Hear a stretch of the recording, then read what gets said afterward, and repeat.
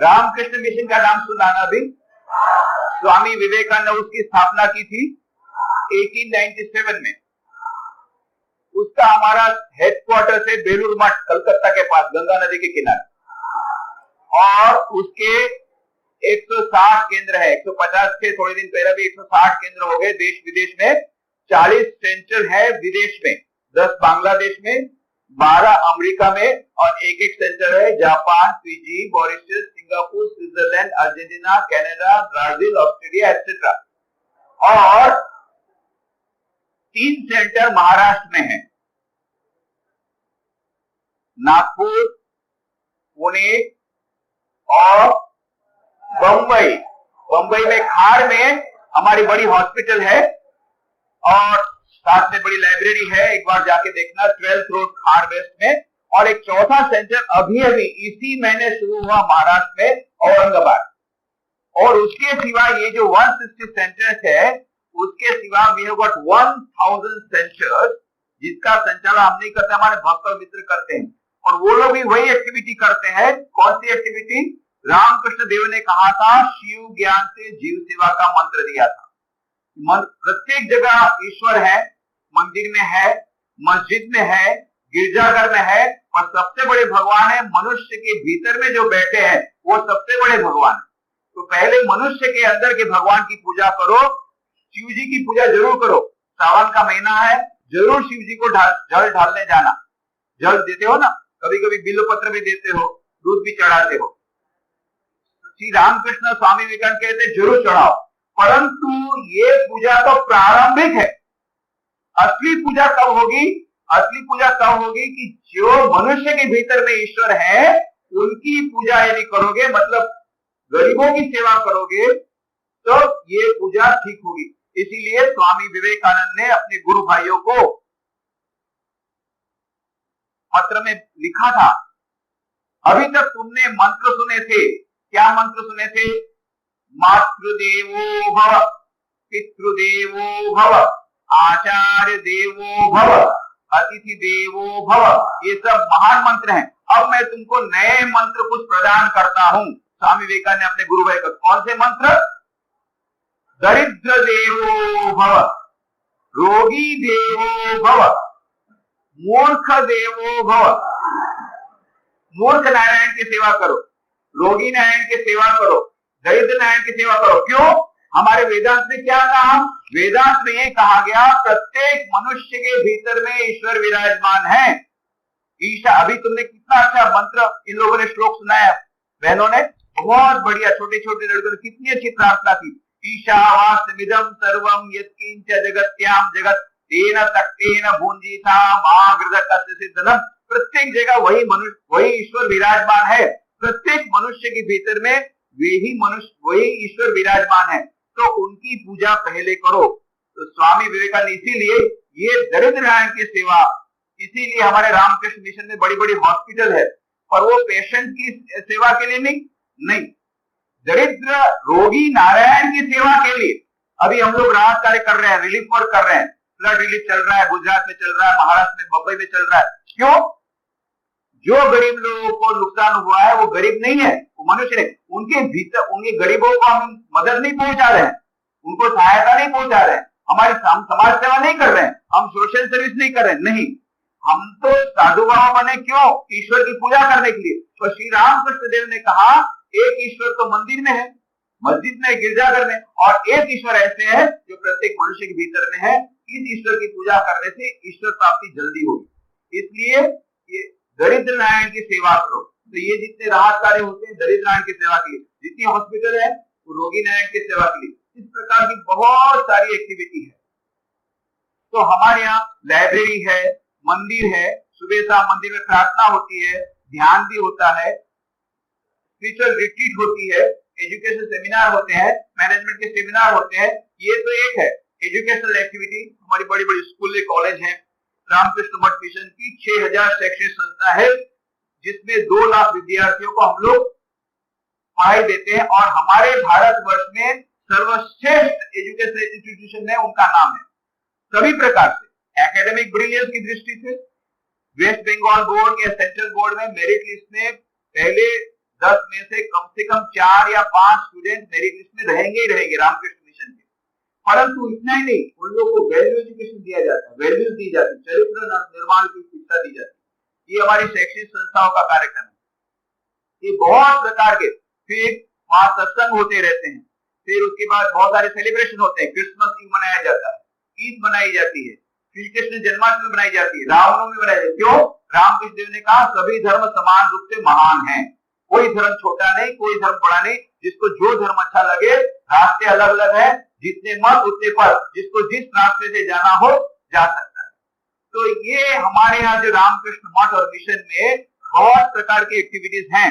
तो कई लोग क्या करते हैं, रोज आते हैं, सुबह शाम प्रार्थना में आते हैं, ध्यान करते हैं, वहां बहुत सुंदर लाइब्रेरी है, लाइब्रेरी में अध्ययन करते हैं, बहुत सारी किताबें, 1 लाख स्टूडेंट हमारे किताबें हैं यहाँ पर लाइब्रेरी में, रामकृष्ण मिशन की लाइब्रेरी में। और सभी जगह जितने हमारे मठ मिशन है, बड़ी बड़ी लाइब्रेरी, कुछ लोग लाइब्रेरी में आते हैं, कुछ लोग लाइब्रेरी में आते हैं, कुछ लोग हॉस्पिटल में आते हैं ट्रीटमेंट लेने के लिए, कुछ लोग डॉक्टर लोग आते हैं हॉस्पिटल में सेवा देने के लिए, कुछ लोग आते हैं मंदिर में ध्यान करने के लिए सुबह और शाम, और कुछ लोग हर सप्ताह हमारे जो सत्संग होता है सप्ताह में 1 बार आते हैं, कुछ लोग दिन में 1 बार आते हैं, कुछ लोग सप्ताह में 1 बार आते हैं, कुछ लोग महीने में 1 बार हमारे वैल्यू एजुकेशन प्रोग्राम रहा, कोई बड़ा सेमिनार रहा, कोई स्पेशल प्रोग्राम तब आते हैं।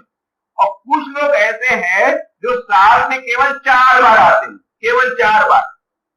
कब? रामकृष्ण देव की जन्मतिथि, मां शारदा की जन्मतिथि, स्वामी विवेकानंद की जन्मतिथि हम बड़े पैमाने पर मनाते हैं, और गणेश पूजा हम लोग बड़े पैमाने पर मनाते हैं। ये 4 उस समय सभी लोग मनाते हैं, और 5वां दुर्गा पूजा में भी कभी लोग आ जाते हैं। ये 5 समय आते, क्यों? उस समय जब पूजा के बाद खिचड़ी का प्रसाद दिया जाता है, और खिचड़ी का प्रसाद बहुत फेमस है रामकृष्ण मिशन का, तो कुछ लोग खिचड़ी का प्रसाद लेके लिए आते हैं।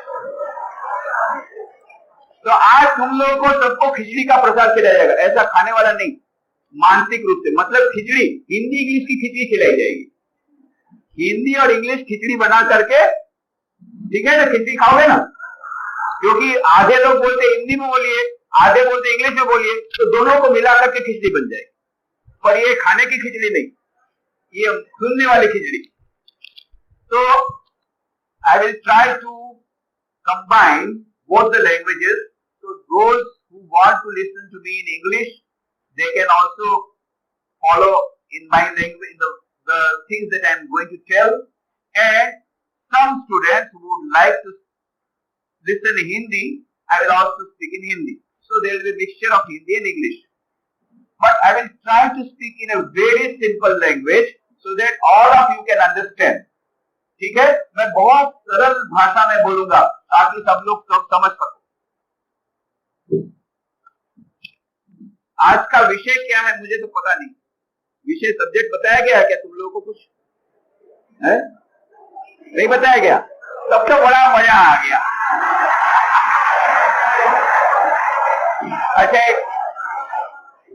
एक जोक सुनो, जोक सुना है ना?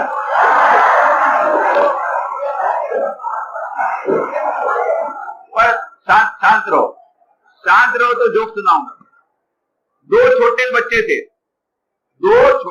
थे, एक दूसरे के साथ बात कर रहे थे, दोनों शेखी मार थे। एक लड़का बोलता, अरे देखना मेरी मम्मी तो इतनी पावरफुल है और इतनी होशियार है, अरे कोई भी सब्जेक्ट तुम दो तुरंत उसके ऊपर स्पीच दे देगी, इतनी जोरदार है। तो बोला, अरे मेरी मम्मी तो ऐसी है, कोई सब्जेक्ट ना रहे तो भी स्पीच दे देती है।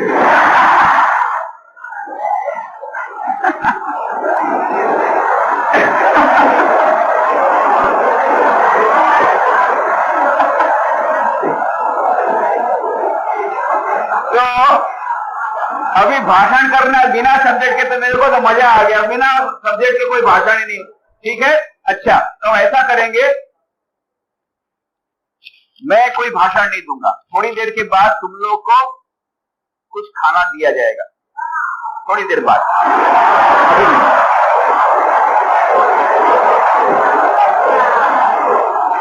श्री रामकृष्ण देव बोलते थे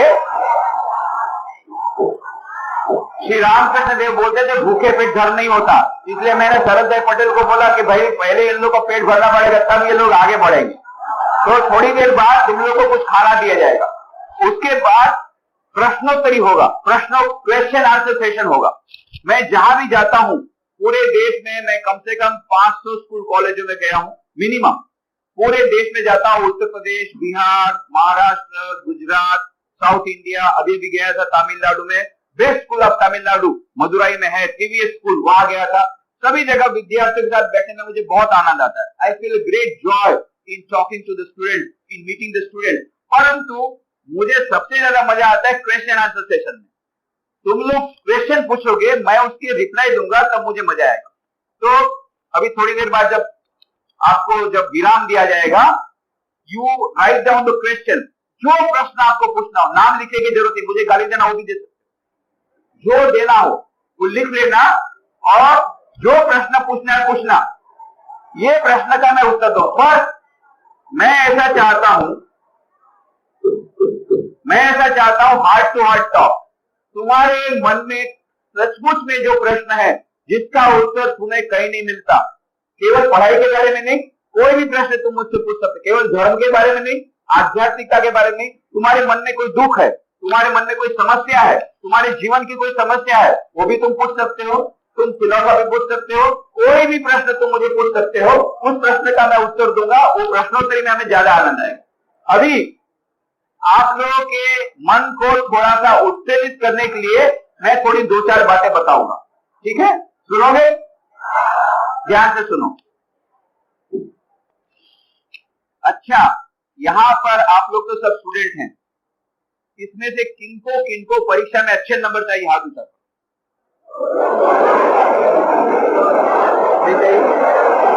चाहिए?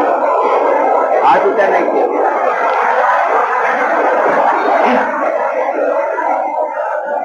अच्छा,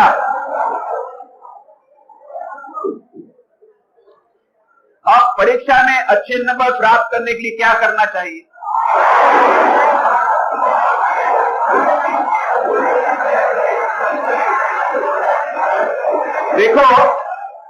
देखो, परीक्षा में अच्छे नंबर प्राप्त करने के लिए 2 उपाय है। एक है बिहारी मेथड, एक है मराठी मेथड। बिहारी मेथड क्या है मैं बताऊं। मैं बिहार में था 10 साल। हम लोग का है, हम लोग साधु बाबा है ना, हम लोग रामकृष्ण मिशन के 160 सेंटर है, हम लोग का ट्रांसफर होते रहता है। कभी मैं अभी बड़ौदा में हूँ, 3 महीने से बड़ौदा में हूँ। उसके पहले 7 साल पोरबंदर में था, उसके पहले 10 साल राजकोट में था, गुजराती मंथली उसका एडिटिंग करता था।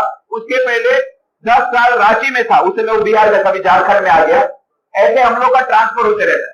तो वहां पर बिहारी मेथड क्या बताता हूं, वो जितने स्टूडेंट लोग हैं वो साल भर गटर मस्ती करते हैं, टीवी देखते हैं, सब कुछ देखते, उसके बाद में परीक्षा में बहुत अच्छे नंबर से पास होते। कैसे? इतना ले जाते हैं पॉकेट में।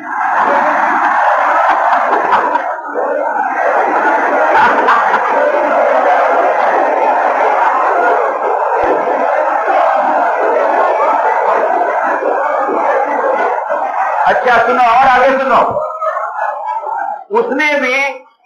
उसमें कुछ ज्यादा इंटेलिजेंट लोग क्या करते हैं, बोले इतना मेहनत कौन मरे, छोटे छोटे अक्षर से स्लिप बनाना, ले जाना, फिर यहाँ छुपाना, वहां छुपाना। वो लोग क्या करते मालूम है, वो किसी दूसरे को भेज देते परीक्षा के लिए। एक ही लड़का बार बार परीक्षा देता रहता है। अच्छा, अभी उससे ज्यादा इंटेलिजेंट लोग क्या करते मालूम है, वो न तो लड़के को भेजते हैं किसी दूसरे को, कोई इतना मेहनत नहीं करता, रेडीमेड सर्टिफिकेट मिलता है आपको यूनिवर्सिटी का, रेडीमेड सर्टिफिकेट 10,000 में खरीद लेता है। अच्छा, ये 2 प्रकार के मेथड है परीक्षा में सफलता प्राप्त करने के। 2 प्रकार के मेथड, एक है शॉर्टकट जो मैंने बताया, और एक है लॉन्ग कट जिसमें तुम्हें साल भर मेहनत करनी पड़ेगी। अब तुम्हें शॉर्टकट चाहिए कि लॉन्ग कट? चलो बहुत अच्छा, मैं बहुत खुश हुआ, मैं ताली बजाता हूं।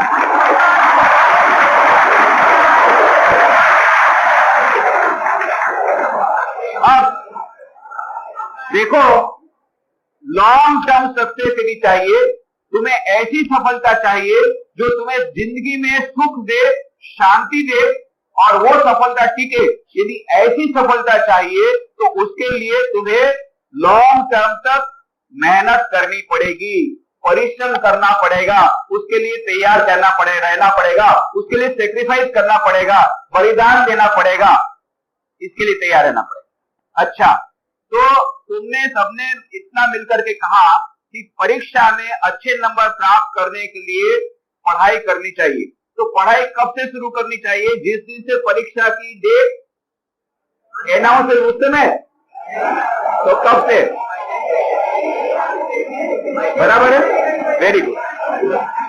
तो पहला सिद्धांत याद रखो, मेरे पास इतने स्टूडेंट आते हैं, मेरे तो कई यंग फ्रेंड्स हैं, वो स्टूडेंट लोग क्या करते हैं, सारा साल भर मजा करते हैं, परीक्षा टाइम आया, बाबू जी परीक्षा आ गई, बहुत टेंशन हो रहा है।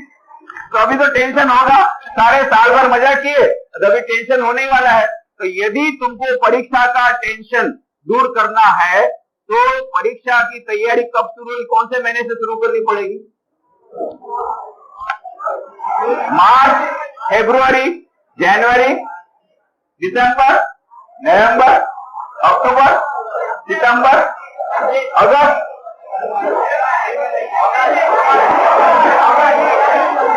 ठीक है, अब जो हो गया बीती है, बीता से आगे से ले। अब आज से अच्छी तरह पढ़ाई शुरू कर दो। यदि परीक्षा में टेंशन कम चाहिए तो याद रखना, काल करे तो आज करे, पलमय कर रहे होएगी, होली करेगा कब। ये बात है। तुम लोग सब शांत रहना, नहीं तो मैं बातचीत भग जाऊंगा। एकदम शांत रहना, नहीं तो मैं भग जाऊंगा। अच्छा, ये बात है तुलसीदास जी की। और जो अपोजिट पार्टी वाले क्या बोलते मालूम है? आज करे सो काल कर, काल करे सो परसों, इतनी क्या है प्यारे जब जीना है बरसों। तो तुम लोग कौन सी पार्टी में, पहली ना दूसरी? तो काल करे सो आज कर, आज करे सो अब। आज से अच्छी तरह पढ़ाई शुरू कर दो। अच्छा, अभी एक मेरा प्रश्न सुन लो। एक लड़का है प्रतिदिन 4 घंटा पढ़ाई करता। कितनी? 4 घंटा पढ़ाई करता है, परंतु क्या बोलता है, स्वामी जी मैं जब टीवी के सामने बैठता हूं तो मुझे पढ़ाई करने में बहुत मजा आता है। तो टीवी बॉक्स सामने रख लेता है, छोटे भाई बहन के साथ खेलता रहता है और पढ़ाई करता है। दूसरा लड़का केवल 1 घंटा पढ़ता है, परंतु जब पढ़ता है तो टीवी ऑफ कर देता है, खिड़की दरवाजे बंद कर देता है, अकेले बैठ करके वो पढ़ता है। तो पहले लड़के को जो 4 घंटा पढ़ाई करता है उसको ज्यादा नंबर मिलेंगे या दूसरे लड़के को जो 1 घंटा पढ़ाई करता है? क्यों? वाई?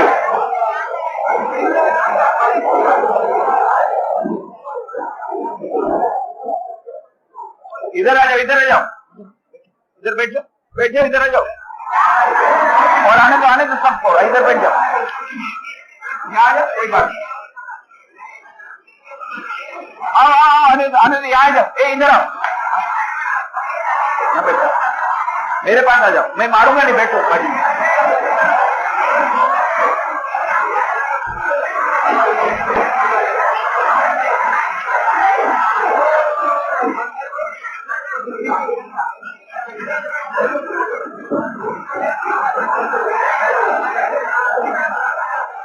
यहाँ जाओ, यहाँ जाओ।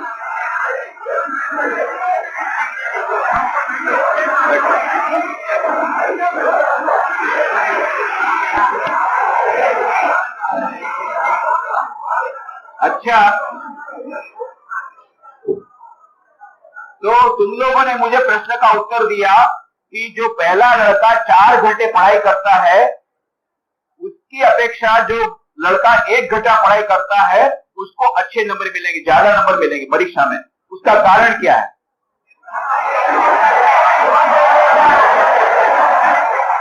अच्छा, बोलो बोलो। है?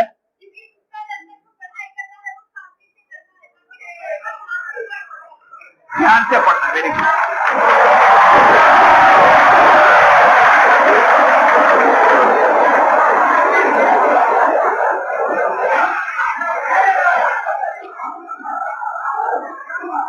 स्वामी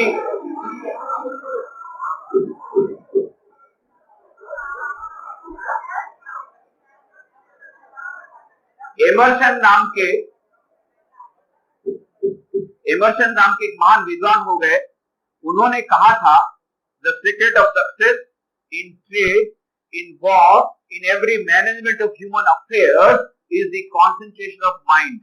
जीवन के प्रत्येक क्षेत्र में सफलता का रहस्य है मन की एकाग्रता, चाहे युद्ध के क्षेत्र में, चाहे जीवन के प्रत्येक क्षेत्र में, व्यापार के क्षेत्र में, पढ़ाई के क्षेत्र में, रसोई बनाने में, प्रत्येक क्षेत्र में कोई भी कार्य करना हो, यदि मन की एकाग्रता रही तो जीवन में सफलता मिलेगी, जैसे नहीं मिलेगी।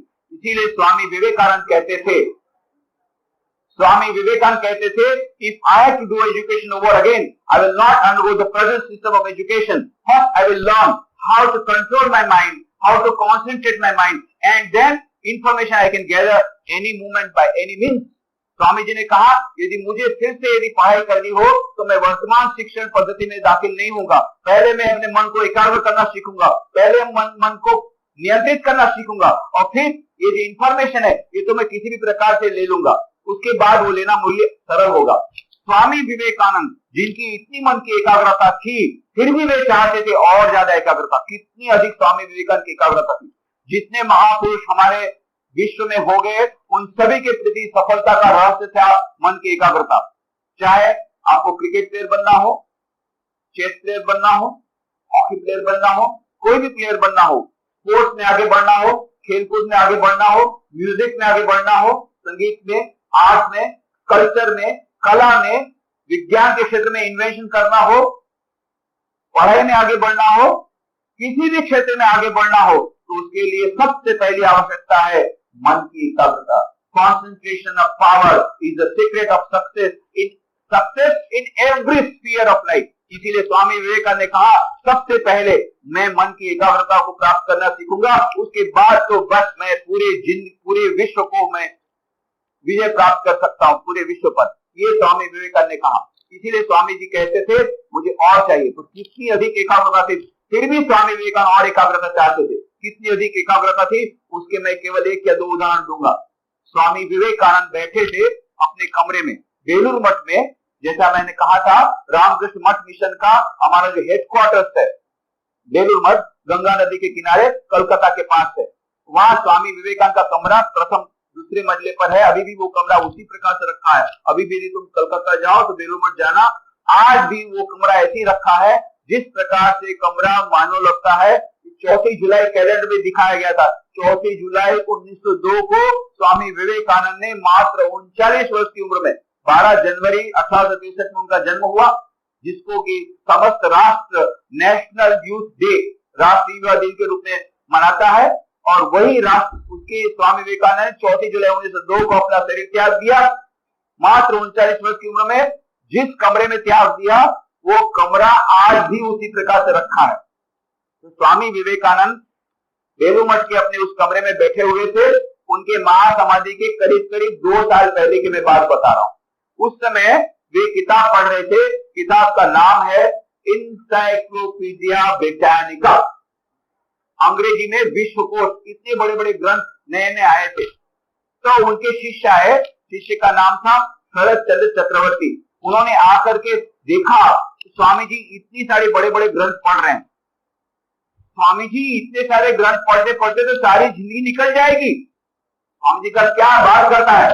ये कुछ दिन पहले ग्रंथ आए हैं, 10 ग्रंथ तो मैंने पढ़ डाले, फर्स्ट 10 खंड पढ़ डाले, अभी मैं 11वां खंड पढ़ रहा हूं। हाँ, इतने कम दिनों में आपने 10 खंड पढ़ डाले? इम्पॉसिबल, असंभव, हो ही नहीं सकता।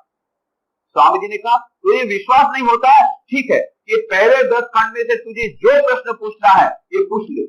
और शिष्य ने कितने सारे प्रश्न पूछे, स्वामी जी ने सबके उत्तर दिए। यहाँ तक कि कहीं कहीं तो पुस्तकों की भाषा को उद्धृत किया। तब शिष्य आश्चर्यचकित हो गया, स्वामी जी ये तो चमत्कार है। स्वामी जी ने कहा चमत्कार नहीं है, ये मन की एकाग्रता का परिणाम है। मन की एकाग्रता रही 10 घंटे की पढ़ाई 1 घंटे में हो सकती है।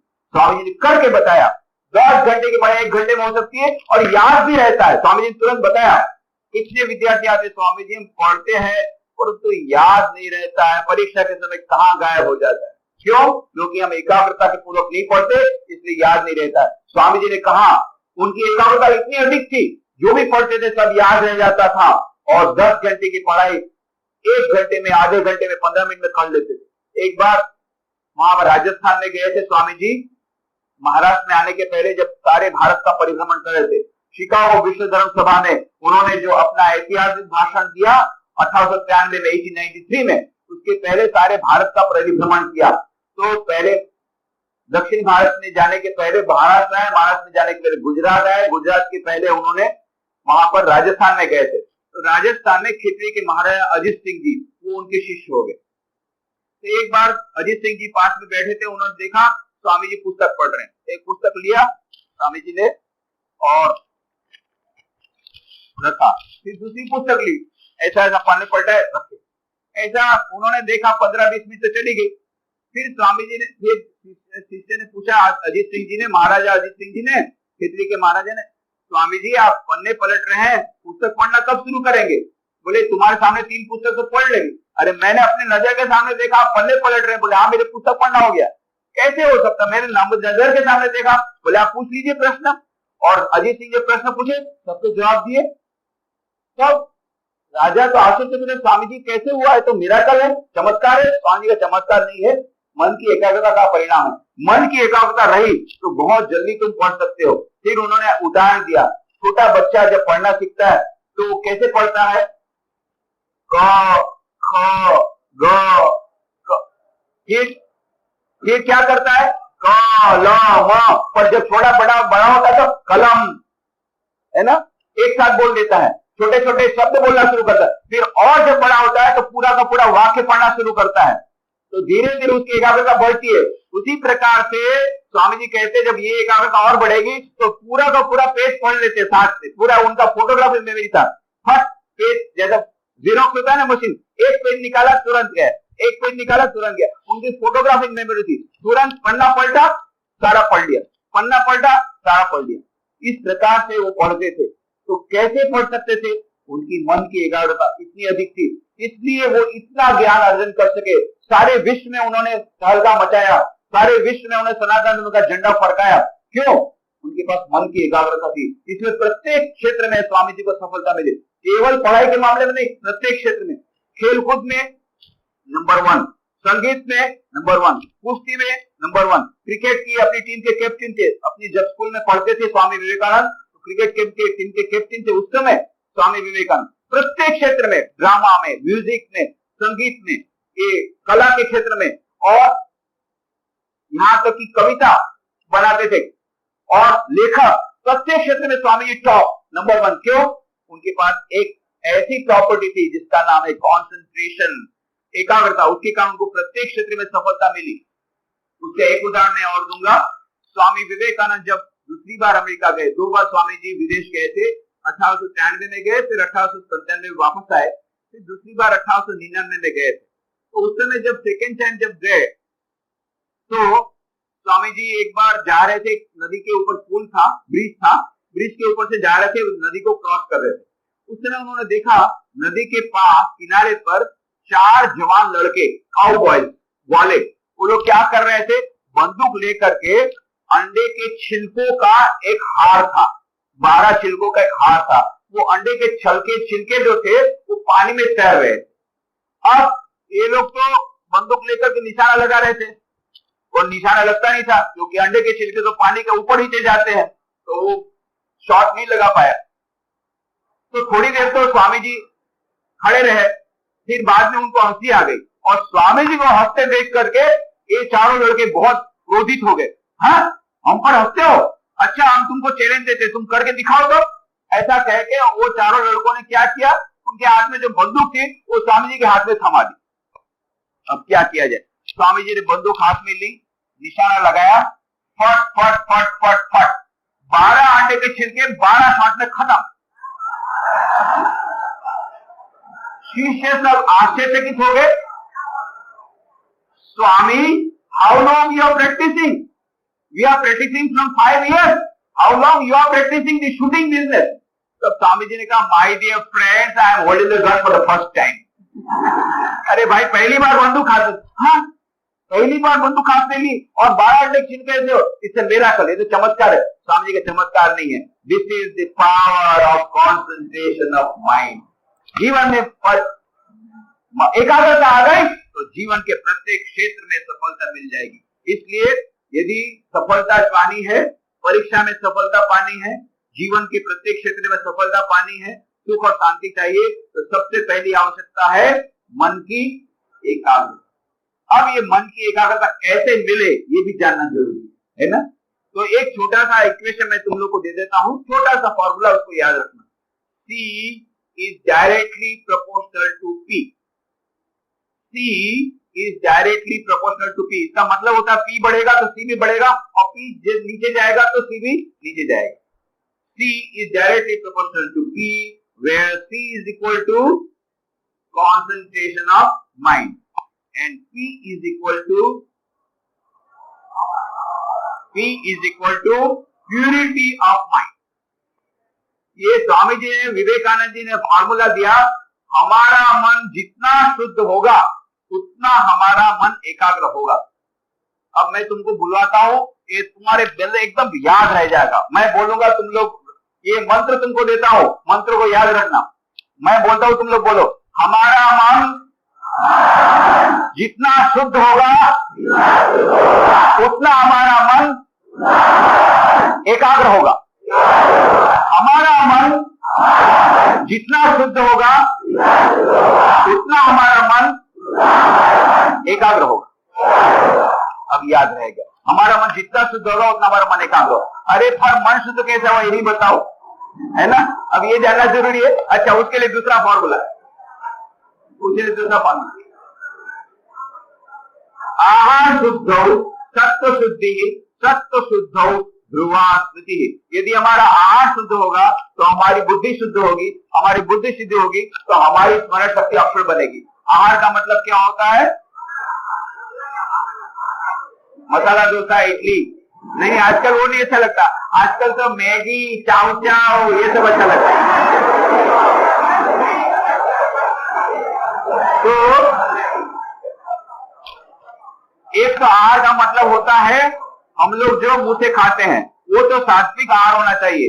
ऐसा आहार मत लो जिससे मन चंचल होता है, ऐसा आहार लो जिससे मन चंचल नहीं होता है। मुंह से आहार लेना, और कितना लेना चाहिए, ज्यादा या कम? ज्यादा, कम, वेरी गुड। बैलेंस डाइट होना चाहिए, ज्यादा भी नहीं, कम भी। एक लड़का था, तुम्हारे समान एक लड़का था, परीक्षा में 3 दिन कम थे, परीक्षा में 3 दिन बाकी थे, और उसके मामा के यहाँ, मामा की शादी होने वाली थी, तो मामा की शादी में तो भाई जाना पड़ेगा ना, तो गया वो। अब मामा की शादी में गया तो वहां पर कंपटीशन लगी थी गुलाब जामुन खाने, तो 40 गुलाब जामुन खा गए। उसके बाद पढ़ने बैठा, नींद आने लग गई। पढ़ सकेगा वो? परीक्षा में अच्छे नंबर मिलेंगे? अच्छा, एक दूसरी लड़की थी, वो भी परीक्षा में 3 दिन बाकी था। अब उसकी मम्मी ने कहा, अरे बेटा तूने कल से कुछ खाया नहीं, तुझको खा ले। अरे तुझे पता नहीं मेरी परीक्षा है, तो मुझे खाने का टाइम नहीं, जा। नहीं खाई, दूसरे दिन नहीं खाई, तीसरे दिन नहीं खाई। तो परीक्षा तो लड़की क्यों नहीं? तो मुझे हॉस्पिटल है, ब्लड प्रेशर डाउन हो गया। तो ज्यादा भी नहीं खाना, कम भी नहीं खाना, ज्यादा भी नहीं सोना, कम भी नहीं सोना। एक लड़के को मैंने पूछा, तुम्हारी हॉबी क्या? बोले सोने की हॉबी। जब बोलो मैं सो जाऊं। इतनी बढ़िया मोटी हो गई, सो के। तो ऐसे नहीं चलेगा, ज्यादा सोना। और दूसरी लड़की है, एकदम सोती नहीं, 3 दिन से सोई नहीं। परीक्षा के बाद, परीक्षा का टेंशन, मम्मी ने कहा सो जा, नहीं मुझे परीक्षा में बहुत कोर्स बाकी है, और फिर पेपर देते देते ढम। इसलिए ज्यादा भी नहीं सोना, कम भी नहीं, ज्यादा भी नहीं खाना। इसलिए गीता में बहुत अच्छा एक श्लोक दिया गया, युक्त आहार विहारस्य युक्त चेष्टस्य कर्मसु युक्त स्वप्नावबोधस्य योगो भवति दुःखः। मध्यम मार्ग का अवलंबन करना चाहिए, ज्यादा भी नहीं। आहार और विहार में हमें मध्यम पंथ अवलंबन करना चाहिए, एक। और दूसरा, हमें शुद्ध आहार लेना चाहिए। तो शुद्ध आहार का मतलब होता है हम जो खाते हैं वह ऐसा हो कि जो चंचल हमारे मन को ना करे। परंतु आहार का मतलब ये नहीं होता केवल जो हम मुंह से ग्रहण करते हैं। आहार का मतलब जो कुछ हम बाहर से ग्रहण करते हैं, एक तो मुंह के द्वारा ग्रहण करते हैं, दूसरे किसके द्वारा ग्रहण करते हैं?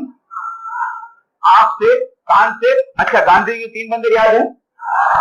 बुरा मत बुरा मत, बुरा मत। हाँ, तुम लोगों को सब पता है। अच्छा, अभी मैं तुमको एक 3 बंदर की बात बताता हूं, दूसरे विचित्र बंदर। हमारे एक स्वामी जी गए थे स्विट्जरलैंड वेदांत के प्रचार के लिए। पिछले साल मैं भी स्विट्जरलैंड गया, पर मुझे वो तालाब नहीं मिला। पर स्वामी जी ने देखा एक तालाब के किनारे 3 बंदर की मूर्ति है, पर विचित्र मूर्ति। अभी तक उन्होंने जितने बंदर देखे थे उसमें से एक ने दोनों आंखें बंद की, दूसरे ने दोनों कान बंद किए और तीसरे ने मुंह बंद किया। ऐसी मूर्तियों ने बहुत देखी थी। यहाँ विचित्र मूर्ति देखी स्विट्जरलैंड के तालाब के किनारे, उसमें एक बंदर ने एक आंख बंद की, दूसरी खुली रखी थी। दूसरे बंदर ने एक कान बंद किया, दूसरा खुला रखा, और तीसरे बंदर ने आधा मुंह आधा खुला। अरे, ऐसा बंदर कभी देखा नहीं उन्होंने। तो इसका मीनिंग क्या हो सकता है? वे सोचने लगे। सोचते सोचते उन्हें एक वेद का श्लोक याद आ गया। बस उनको पता लग गया क्या उसका अर्थ है। क्या वेद का श्लोक कौन सा था? भद्रम कर्णेभिः शृणुयाम देवाः, भद्रम पश्येमाक्षभिर्यजत्राः, स्थिरैरङ्गैः तुष्ट्वागं तस्तनूभिः, व्यशेम देवहितं यदायुः, स्वस्ति न इन्द्रो वृद्धश्रवाः, स्वस्ति न पूषा विश्ववेदाः, स्वस्ति नस्ताक्षो अरिष्टनेमिः, स्वस्ति नो बृहस्पतिर्दधातु। भद्रम कर्णेभिः शृणुयाम देवाः, कानों के द्वारा मंगलमय वाणी सुनो। एक कान बंद है, बुरा मत सुनो। एक कान खुला है, अच्छा से जरूर सुनो। भद्रम पश्येमाक्षभिर्यजत्राः, एक आंख बंद है, बुरा मत देखो। एक आंख खुली, अच्छा से जरूर देखो। टीवी में खराब पिक्चर मत देखो, अच्छे पिक्चर जरूर देखो। पर अच्छे पिक्चर देखने में मजा नहीं आता है, बुरे में मजा आता है। क्या करें? मैं तो कितने हमारे विद्यार्थियों को बोलता हूँ, देखो अभी तो मजा आता है, बाद में सजा मिलेगी। जो मजा सब निकल जाएगी परीक्षा के समय। इसलिए ऐसे पिक्चर देखो जिससे मन चंचल नहीं होता, जिससे मन की एकाग्रता भंग नहीं होती। ऐसे पिक्चर जरूर देखो। और देशभक्ति के शहीद भगत सिंह, झांसी की रानी, सुभाष चंद्र बोस, स्वामी विवेकानंद, इनकी पिक्चर देखो, एकदम पावर आ जाएगा, ताकत आ जाएगी, राष्ट्रभक्ति आ जाएगी। अच्छे पिक्चर जरूर देखो। बुरी किताबें मत पढ़ो, अच्छी किताबें जरूर पढ़ो। स्वामी विवेकानंद की किताब पढ़ो, एकदम पावर आ जाएगा। एक छोटी सी किताब आखिरी में मैं अपने हाथ से तुम लोग को दूंगा, लास्ट में जाते समय। बहुत छोटी सी किताब है, छोटी सी किताब, एटम बम जैसी। एटम बम है ना, बहुत पावरफुल रहता है। उसका नाम ही शक्ति है, विचार है, शक्ति का इंजेक्शन लग जाएगा। जब भी तुम्हारे मन में थोड़ा निराशा हुई, एक सेंटेंस पढ़ लिया, शक्ति का इंजेक्शन है, एकदम पावरफुल। ऐसे सब पावरफुल किताब है। एक एक वाक्य जो सारा जीवन तुम्हारा बदल ले, ऐसी पुस्तक। तो ऐसी पुस्तक अवश्य पढ़ो, खराब पुस्तक मत पढ़ो जिससे मन दुर्बल हो जाता है, चंचल हो जाता है। ऐसी पुस्तक मत पढ़ो। और आधा मुंह बंद आधा खुला, माने बुरा मत बोलो, किसी के बारे किसी की निंदा मत करो, परंतु किसी को प्रशंसा के, किसी को प्रोत्साहन के 2 शब्द अवश्य बोलो। Have a word of appreciation for others, don't criticise others, but have a word of appreciation for others. किसी दूसरे को प्रोत्साहन अवश्य दो। इस प्रकार से हमारे इंद्रियों के द्वारा हम जब शुद्ध आहार ग्रहण करेंगे और अशुद्ध आहार नहीं ग्रहण करेंगे तो हमारा मन क्या होगा? शुद्ध होगा। और हमारा मन शुद्ध होगा तो हमारा मन एकाग्र हो जाएगा। तो पहला फॉर्मूला मिल गया, आहार शुद्ध होगा तो उसके लिए मन एकाग्र हो जाएगा। दूसरी बात है, हम लोग पढ़ने तो बैठते हैं पर मूड नहीं आता है। पढ़ने बैठे, चलना यार थोड़ा सा, अरे भाई 5 दिन के बाद पढ़े, अरे चल यार कल से हो जाएगा, चलो। पढ़ने बैठे, मित्र आ गया, अरे भाई आज फिल्म आई नहीं वाली, अरे यार फिल्म तो आई है परंतु मेरे को पढ़ना है, अरे कल हो जाएगा, ठीक है चलो। तो हमारा मन हमारे कंट्रोल में नहीं है, हम अपने मन के कंट्रोल में है ना। मूड कभी कभी नहीं आता, पढ़ने तो बैठ जाते हैं, बराबर पढ़ने बैठ गए, पर मन नहीं लगता है। क्यों मन नहीं लगता है? क्यों मूड नहीं आता है? क्यों मन हमारी बात नहीं सुनता? क्योंकि मन हमारे कंट्रोल में नहीं, हम मन के कंट्रोल में। इसलिए मन को कंट्रोल में लाना पड़ेगा। मन यदि हमारे कंट्रोल में नहीं आएगा तो हम बाद में अच्छी तरह पढ़ाई नहीं कर सकेंगे, हम मन के पास से काम नहीं निकलवा सकेंगे। अभी मन के हम गुलाम हैं, मन को हमारा गुलाम बनाना पड़ेगा, परंतु उसके लिए क्या करना पड़ेगा? मन को नियंत्रित करना पड़ेगा। तो मन नियंत्रित कैसे कर सकते हैं? जीवन नियंत्रित करना पड़ेगा। जीवन नियंत्रित कैसे करेंगे? जीवन को नियमित बनाना पड़ेगा। तो ये फॉर्मूला ये है कि जीवन को नियमित बनाना। मेरे पास तो कई लड़के लड़के आते रहते, कई विद्यार्थी लोग आते रहते, मैं बोलता हूँ, अच्छा भैया सुबह कितने बजे उठता है? बोले स्वामी जी कुछ निश्चित नहीं है, कभी 6 बजे, कभी 7 बजे, रविवार हो तो 12 भी बज जाता। अच्छा तुम्हारे सोने का टाइम क्या भैया? बोले कुछ निश्चित नहीं, कभी 10 बजे, कभी 11 बजे, अच्छी पिक्चर 1 भी बज जाता टीवी में। अच्छा भैया तुम्हारा पढ़ाई का टाइम क्या है? बोले कुछ निश्चित नहीं है, मूड आता पढ़ लेते हैं। अच्छा भैया तुम्हारा खाने का टाइम क्या? कुछ निश्चित नहीं है, बोले भूख लगती खा लेते हैं। अच्छा तुम्हारा टीवी देखने का टाइम? बोले कुछ निश्चित नहीं है। अच्छा खेलकूद रहे? बोले कुछ निश्चित नहीं। फिर मैं को पूछते हैं स्वामी जी ये मन की एकाग्रता तो कब आएगी? बोले कुछ निश्चित नहीं।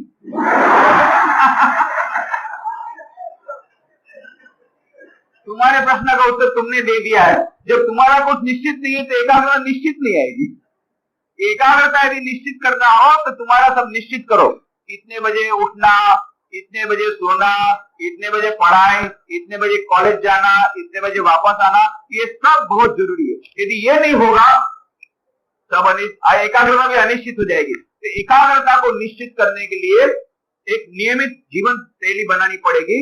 हाउ टू स्टडी इफेक्टिवली, ये मैं यहाँ पर इंस्ट्रक्शन दे जाऊंगा। हम लोगों ने एक विवेक नोटबुक निकाली है, बहुत अच्छी विवेक नोटबुक, वो मैं आपको एक कॉपी दे जाऊंगा। उस कॉपी में हम लोगों ने हाउ टू गेट कॉन्सेंट्रेशन उसका चार्ट दिया है, हाउ टू स्टडी इफेक्टिवली, कैसे पढ़ाई करना जिससे अच्छे मार्क्स मिले, वो मैंने बताया। उसके अंदर कई विद्यार्थियों को बहुत सफलता मिली है, वो इंस्ट्रक्शन दे जाऊंगा। और वो विवेक नोटबुक भी तुम बाद में खरीद सकोगे, मैं वहां से बड़ौदा से भेज दूंगा। नंबर 1। नंबर 2, उसमें जो इंस्ट्रक्शन है उसमें पहला इंस्ट्रक्शन ये है, you must have a fixed routine.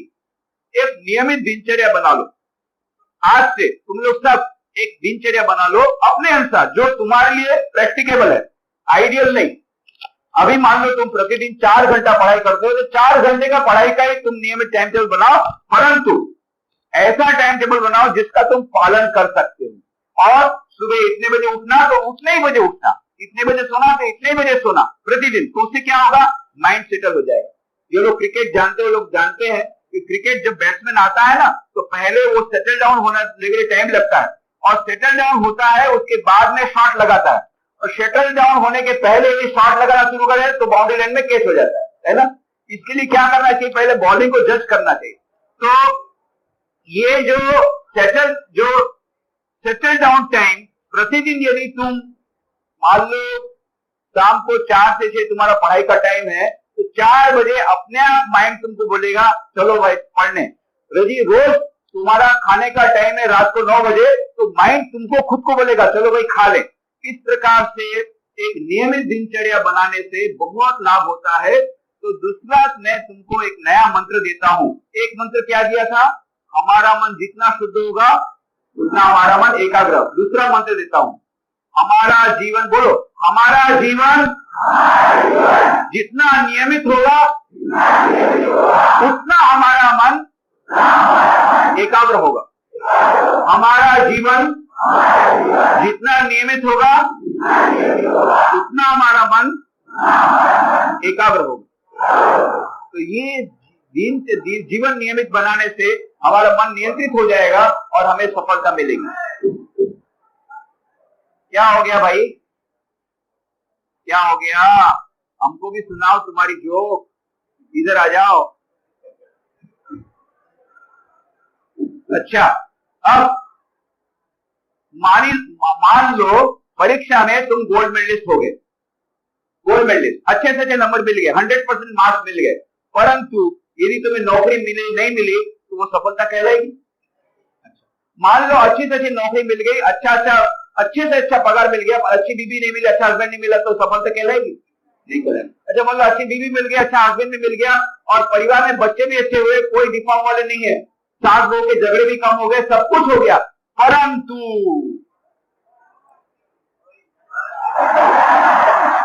ऐसा हैबिट लग गया हस्बैंड को या वाइफ चली किसी साथ, तो जीवन में शांति आएगी? जाएगी? बोलो। तो जीवन में सफलता के लिए, जीवन में सफलता का नाम केवल परीक्षा में सफलता से सफलता नहीं होगी, केवल नौकरी से सफलता नहीं मिलेगी, केवल कैरियर डेवलपमेंट से नहीं होगा। हमारे जीवन में जब तक मूल्यों का सिंचन नहीं होगा, हमारे जीवन में हमारा जो चरित्र है वो यदि निर्माण नहीं होगा, जब तक हमारा व्यक्तित्व का संपूर्ण विकास नहीं होगा, तब तक हमारे जीवन में सुख और शांति नहीं आ सकेगी। और इसीलिए यदि हमें लॉन्ग टर्म सक्सेस चाहिए तो हमें पढ़ाई तो अच्छी तरह करनी ही चाहिए, एकाग्रता पूर्वक पढ़ाई करनी चाहिए और रेगुलरली पढ़ाई करनी चाहिए और सिस्टमेटिकली पढ़ाई करनी चाहिए। वो हमारा स्वधर्म है, पढ़ाई एज ए स्टूडेंट। उसके अलावा एक और वस्तु करनी चाहिए एज ए स्टूडेंट। हमारा एक और कर्तव्य है, वो है हमारे व्यक्तित्व का विकास। तो स्वामी विवेकानंद कहते थे, what we want is man making education, character building education. हमें ऐसी शिक्षा चाहिए जिससे मनुष्य का निर्माण हो, चरित्र का निर्माण हो, ऐसी प्रकार की शिक्षा चाहिए। स्वामी विवेकानंद के उस अनुसार हम लोग देने प्रयत्न करते हैं कि चरित्र निर्माण ये हो सकता है, वो केवल विद्यार्थी अवस्था में हो सकता है, बाद में होना बड़ा मुश्किल है। अभी तुम लोग विद्यार्थी हो, अभी यदि तुम चाहो तो जीवन में कुछ ऐसी चीजें भी अपना सकते हो जो सारे जीवन में तुम्हें सफलता देगी और सुख और शांति मिलेगी। तो यह जो टोटल पर्सनालिटी डेवलपमेंट की बातें मैं सारे देश में करते रहता हूँ, उसको अत्यंत संक्षेप में मैं कहता हूँ, क्योंकि फिर बाद में हमें, जैसा मैंने कहा था कि तुम्हें एक बीच में गैप भी देनी पड़ेगी, तो अत्यंत संक्षेप में मैं कहता हूं जो टोटल पर्सनालिटी डेवलपमेंट की मैं बात करता हूं। What we want is total personality development, not only personality development. Personality development के बहुत सारे कोर्सेज आजकल चला रहे हैं, कई लोग चलाते हैं। वो पर्सनालिटी डेवलपमेंट कोर्स में क्या करते हैं, रुपया तो ज्यादा ले लेते हैं, अच्छा, और बाद में क्या सिखाते मालूम है, कैसे दूसरों को इंप्रेस करना, उसके लिए कैसा ड्रेस पहनना, मैचिंग का कपड़ा पहनना, मैचिंग का ड्रेस पहनना और इस प्रकार की हेयर स्टाइल रखना, और उसके बाद में ज्यादा से ज्यादा हुआ कैसे शरीर को ज्यादा अच्छा सुंदर बनाना, और ज्यादा से ज्यादा हुआ तो etiquettes and manners, hello how are you, fine thank you, ये सब सिखाते हैं।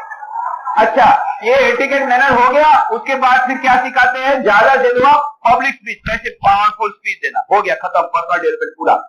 ये पर्सनल डेवलपमेंट पूरा नहीं है, ये व्यक्तित्व विकास ठीक है, बाह्य व्यक्तित्व का विकास जरूरी है, वो भी ठीक है।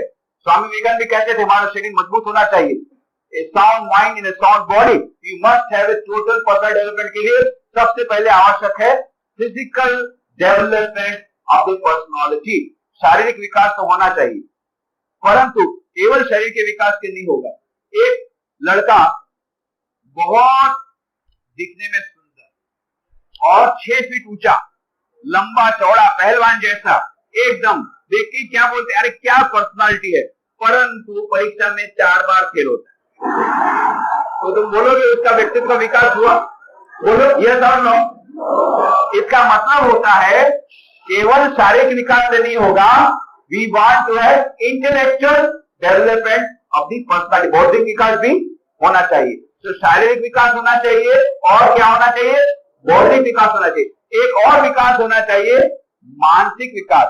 एक लड़की मेरे पास आई, एमएससी फर्स्ट क्लास, मैं आत्महत्या करूंगी, क्यों, छोटे समस्या आ गई जीवन में, मैं आत्महत्या करूंगी। कितने आजकल विद्यार्थी लोग आत्महत्या करते, क्यों, उनका मन दुर्बल हो गया, मन निर्बल हो गया। तो मन भी सबल होना चाहिए, will power develop, will power strong होना चाहिए, इच्छा शक्ति मजबूत होनी चाहिए, संकल्प शक्ति मजबूत होनी चाहिए, और मन ऐसा शक्तिशाली होना चाहिए कि जीवन में जितनी भी समस्या तो आएगी, जीवन का मतलब ही होता है समस्या, तो समस्याओं को जूझने की हिम्मत आनी चाहिए, वो नहीं रहेगी, मानसिक डेवलपमेंट नहीं होगा तो उसका कोई मीनिंग नहीं।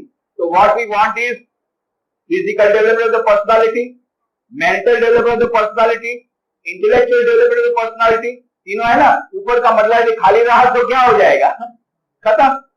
हमारे बेंगलोर में एक आश्रम है, तो एक बूढ़े आदमी, रिटायर्ड ऑफिसर, रोज सुबह मंगल आरती में आते थे वहां पर बेंगलोर में, और मंगल आरती अटेंड करके घर अपने वापस लौट जाते थे। तो क्योंकि वॉकिंग भी हो गया, मॉर्निंग वॉक भी हो गया और आरती भी अटेंड करना हो गया।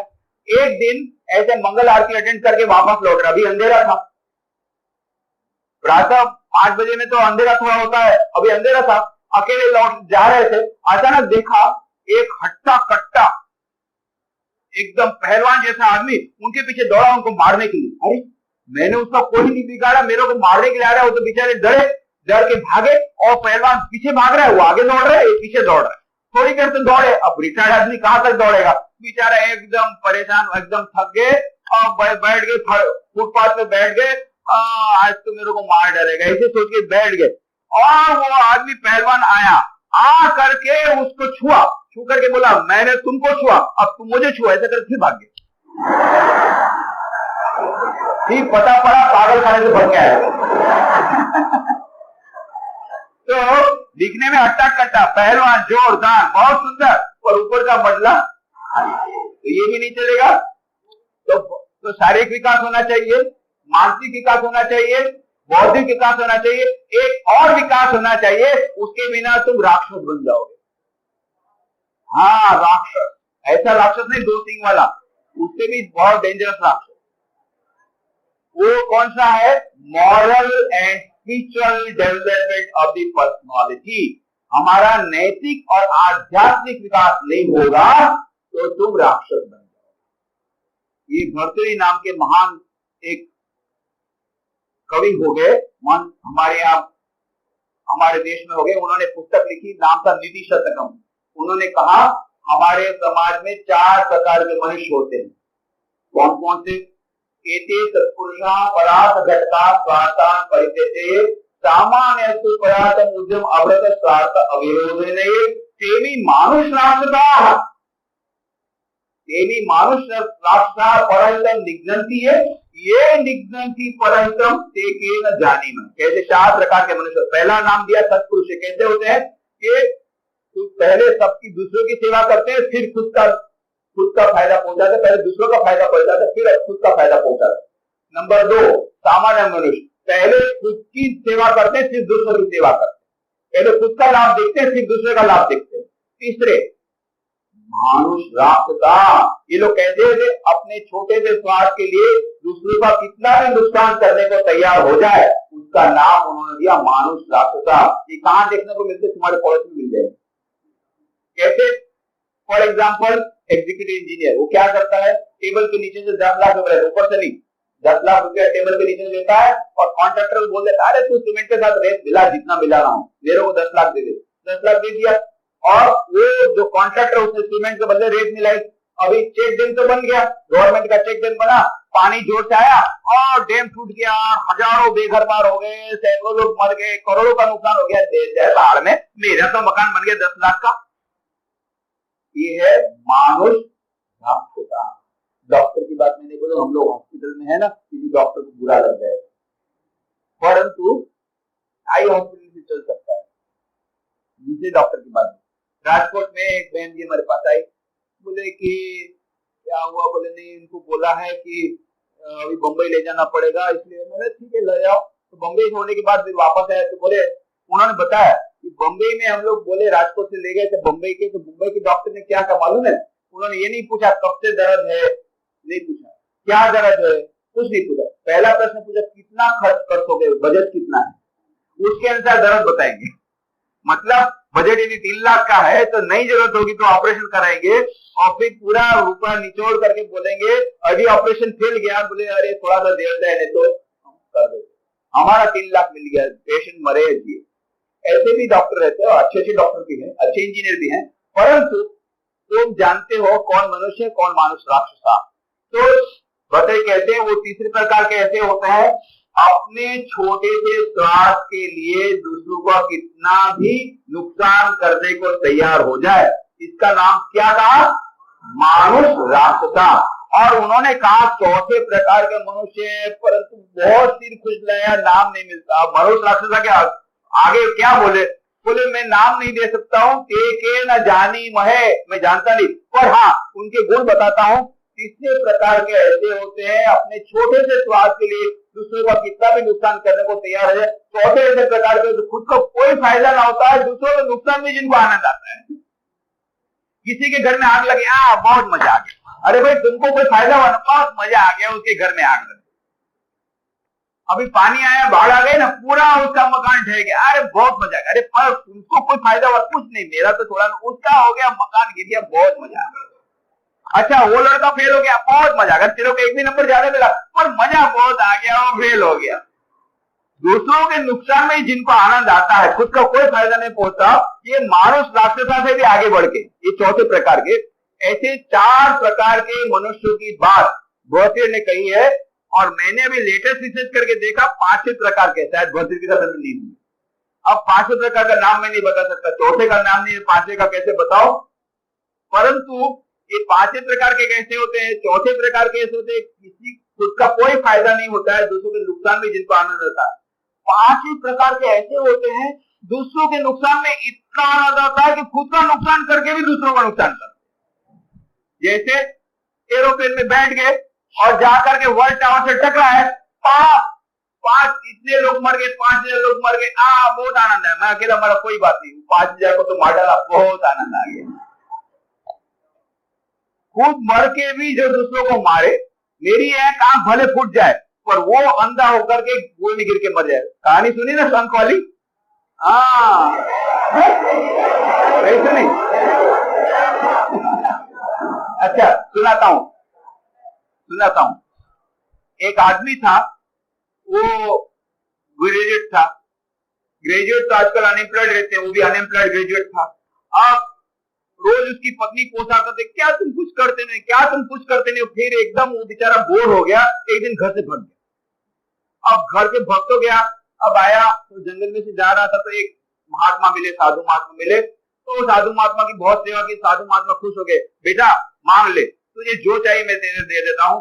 बोले महात्मा जी अब प्रसन्न है, कुछ जंतर मंत्र दे दीजिए, कुछ ऐसा कुछ दे दीजिए, चमत्कार को कर दीजिए। अरे भाई चमत्कार में मत जा, देख तुझे ज्ञान या भक्ति का मार्ग दिखाता हूं, एकदम से ईश्वर की प्राप्ति हो जाए।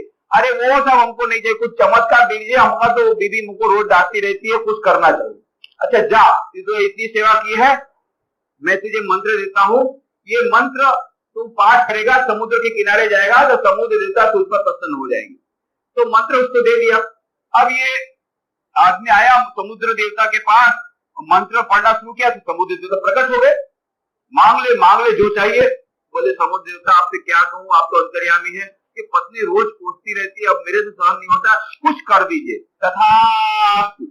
और उसके बाद में उसने कहा, समुद्र देवता ने कहा ये ले, ये तुझे शंख देता हूँ, ये शंख की पूजा करने के बाद तू जो मांगेगा तुझे मिल जाएगा। बहुत प्रसन्न हो गया, शंख लेके जा रहा था, तो समुद्र पर एक बात सुन ले, तू जो मांगेगा तुझे तुरंत अवश्य मिल जाएगा, पर तेरे पड़ोसी को बिना मांगे दुगना मिलेगा। और जहां ये सुना तो गिर के बेहोश हो गया। अरे मेरे पड़ोसी को जिसके साथ मेरे साथ रोज झगड़ा होता है उसको दुगना मिल जाएगा। एकदम परेशान होकर के बहुत रोने लग गया।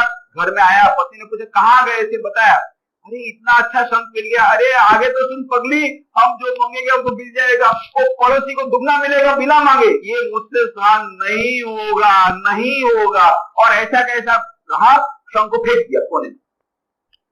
एक दिन पति देवता नौकरी की खोज में गए थे, अब पत्नी से नहीं रहा गया, बहुत भूख लगी है, कपड़े सब फट गए हैं, मकान भी एकदम टूट गया है, क्या करे। बस एक कोना साफ किया, शंख को वहां पर रखा, उसको प्रतिस्थापित किया और पूजा करना शुरू किया। शंख देवता प्रकट हो गए, मांग ले। शंख देवता आप तो अंतर्यामी, देखिए ना हमारी कैसी अवस्था है, खाने को कुछ नहीं है, कपड़े फट गए, मकान टूट गया, कुछ कीजिए। तथास्तु। शाम को पति देवता आए, अरे कहाँ आ रहा हूं मैं, कहाँ आ गया। 2 मकान थे, उसका वैसा मकान था, पड़ोसी का मकान था, 2 मकान नहीं दिख रहे, 2 में से एक भी मकान नहीं दिखा।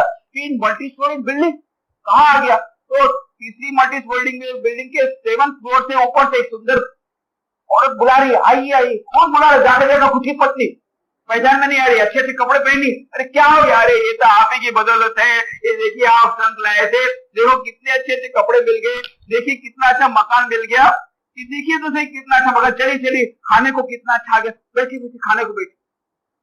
अरे आप रो रहे, आपका आनंद नहीं हुआ, इतना अच्छा मकान हो गया, उसने रोना शुरू कर दिया। अरे पगली उधर तो देख, उसके 2 मकान बन गए, तेरा तो एक ही बना, उसमें मुझे कैसे खाऊंगा, मुझे खाना नहीं अच्छा लगेगा, सारी रात होता रहा। अरे शंख ले, मैं मकान बने पड़ोसी की, मेरा एक मकान, उसके 2 मकान, अरे काम मैंने किया, फायदा उसे, अरे मेरे पड़ोसी के 2 मकान हो गए, अरे मेरे पड़ोसी के 2 मकान हो गए, आधा पागल जैसा। अब सुबह में क्या किया उसने, सारी रात तो सोया नहीं, खाया नहीं, रोता रहा, सुबह में क्या किया, उसने कोना साफ किया, शंख देवता को प्रतिस्थापित किया और पूजा शुरू की। शंख देवता प्रकट हो गए। हे शंख देवता क्या चाहिए? बोले शंख देवता यदि आप मुझ पर प्रसन्न है, मेरे मकान के सामने कुआं बना दीजिए। तुरंत उसके मकान में कुआं बन गया और दो मकान में दो कुएं बन गए। हे शंख देवता यदि आप मुझ पर प्रसन्न, मेरी एक आंख फोड़ डालिए। तुरंत उसकी एक आंख फूट गई और पड़ोसी की दोनों आंख फूट गई, अंधा हो गया और कुएं में गिर के मर गया। बहुत मजा आया, बहुत मजा आया, बहुत मजा आया।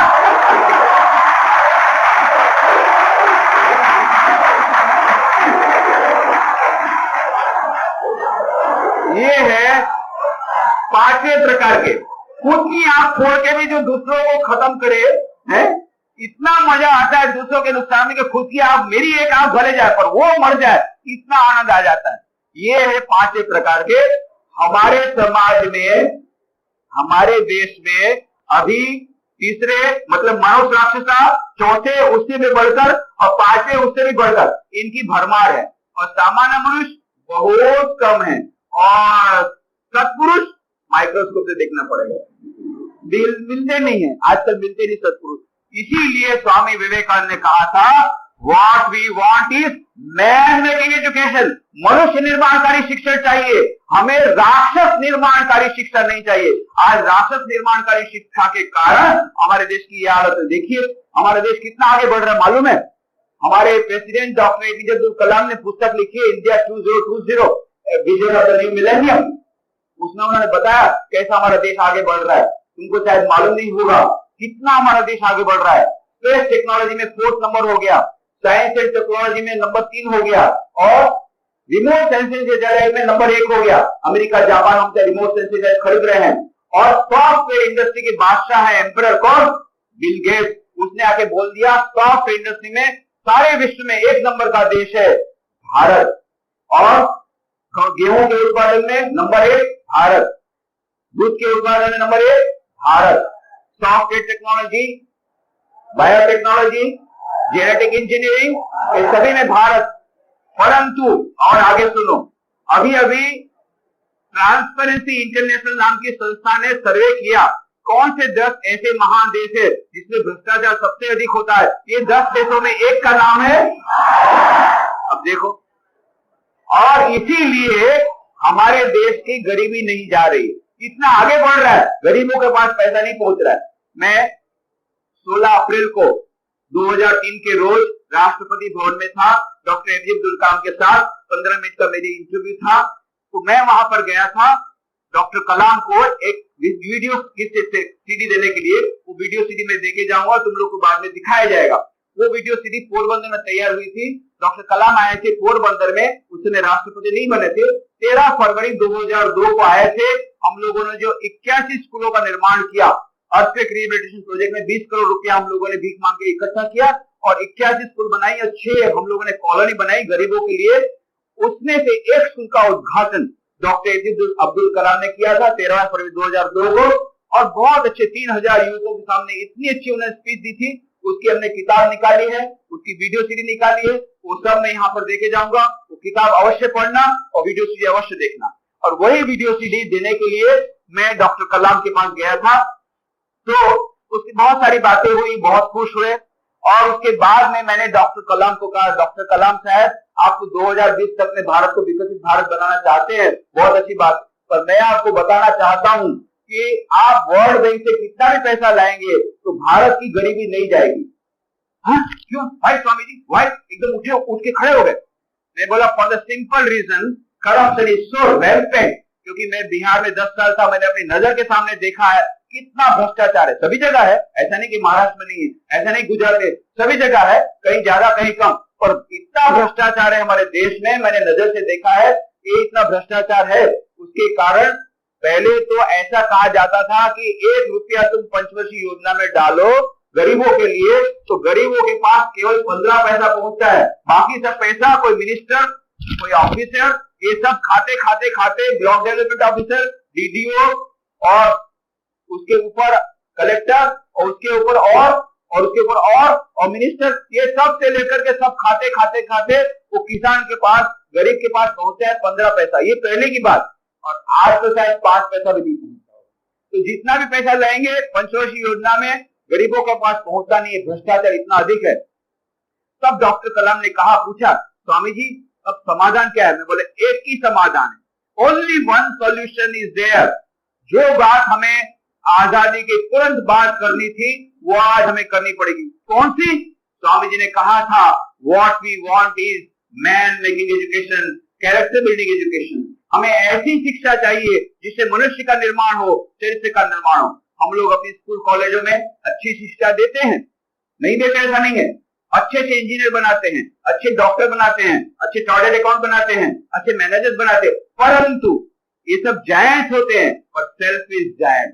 देश के बारे में नहीं सोचते, अपने बारे में सोचते हैं। मैं जो सारे देश में जाता हूँ, सब लोगों को पूछता हूँ, अच्छा भैया तुम्हारे जीवन का लक्ष्य क्या है? कितने युवकों को मैं पूछता हूँ, हाँ भाई तुम्हारे जीवन का लक्ष्य क्या है?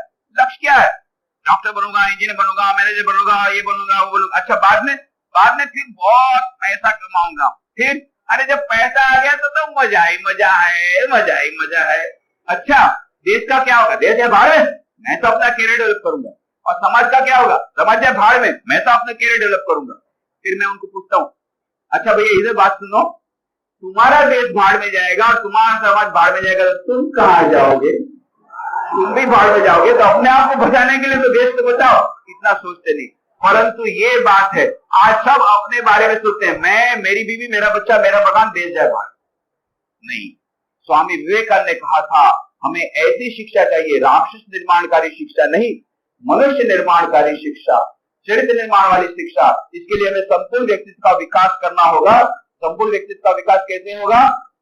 शारीरिक विकास, मानसिक विकास, बौद्धिक विकास और नैतिक एवं आध्यात्मिक विकास। यदि ये नहीं होगा तो तुम सच्चे अर्थ में मनुष्य नहीं बन सकोगे। ये पांचों प्रकार के लिए हमें क्या चाहिए? IQ, EQ और SQ। और इसके लिए हमें क्या चाहिए? तीनों के साथ साथ क्या करना चाहिए? हम पंचशील की बात मैं कहता हूं, वो तुम्हें विवेक नोटबुक में भी मिल जाएगी, दूसरी पुस्तक मिल जाएगी। जो पंचशील की बात करता हूं, स्वामी विवेकानंद का सारा संदेश मैं 5 जो क्वालिटीज में दे देता हूं, 5 जो गुण है। नंबर 1 सेल्फ कॉन्फिडेंस, आत्मश्रद्धा। नंबर 2 आत्मनिर्भरता, सेल्फ डिपेंडेंस। नंबर 3 आत्मज्ञान, सेल्फ नॉलेज। नंबर 4 आत्मसंयम, सेल्फ कंट्रोल। नंबर 5 आत्मत्याग, सेल्फ सेक्रीफाइस। ये 5 हमारे जीवन में आएंगे। IQ, EQ, SQ आएंगे और सभी प्रकार का development, physical, mental, intellectual and moral and spiritual development आएगा। तो टोटल पर्सनल डेवलपमेंट होगा, संपूर्ण व्यक्तित्व का विकास होगा। यदि समय होगा तो दूसरे सेशन में मैं इन सब के बारे में थोड़ी चर्चा करूंगा। कैसे आत्मविश्वास आ सकता है, कैसे आत्मज्ञान हो सकता है, आत्मचयन कैसे हो सकता है, आत्मत्याग का मतलब क्या होता है, इसके बारे में बाद में यदि समय होगा तो मैं उसके बारे में बताने का प्रयत्न करूंगा। मुझे सबसे अधिक जो जरूरत है अभी, तुम्हारे मन में जो भी प्रश्न पूछने हो, जो भी प्रश्न है वो सब अभी तुम्हारे जब ब्रेक होगा, 15 मिनट का ब्रेक होगा, उस समय वो प्रश्न पूछ करके मुझे तुरंत दे देना, लिख करके दे देना। और ये इन प्रश्नों का उत्तर मैं सेकंड सेशन में दूंगा। और ये जो मैंने बताया पंचशील की बात वो भी बताऊंगा, और भी तुम लोगों को और कुछ ऐसे नया मंत्र दूंगा जिससे तुम्हारे जीवन में प्रत्येक क्षेत्र में सफलता मिले। तो अभी तो मुझे